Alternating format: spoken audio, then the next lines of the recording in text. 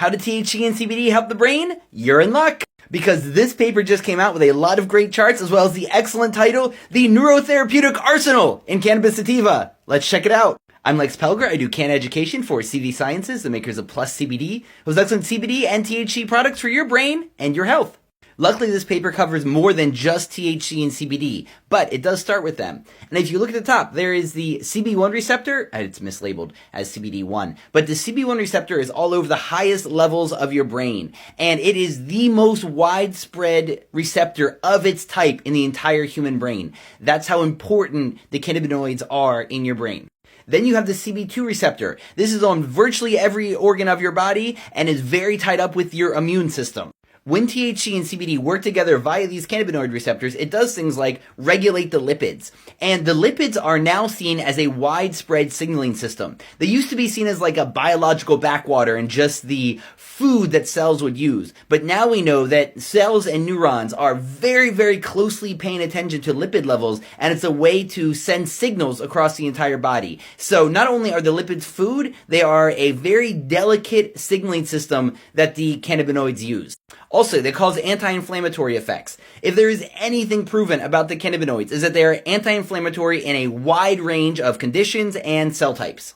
Also, the cannabinoids help to regulate the dopamine reward pathways, which are tied up in addiction. And there's some reasonable evidence about cannabinoids being a helpful tool for addictive behaviors, though they should not be seen as any kind of silver bullet. Finally, the ability of cannabinoids to lower neuroinflammation is very important, especially because virtually all brain diseases involve raising neuroinflammation. So the ability of cannabinoids to lower that inflammation is really important. So what about CBD specifically? In the top box, you see that it lowers a number of the very important inflammatory cytokines. So these raise inflammation, and CBD lowers the level of them. Then you have CBD's ability to cause antioxidant effects. So free radicals are these little terrorists who run around your cells and do all kinds of damage by sucking up all the extra electrons from pieces of your cells. This leads to cancer, this leads to all kinds of problems. And CBD is a wonderful antioxidant.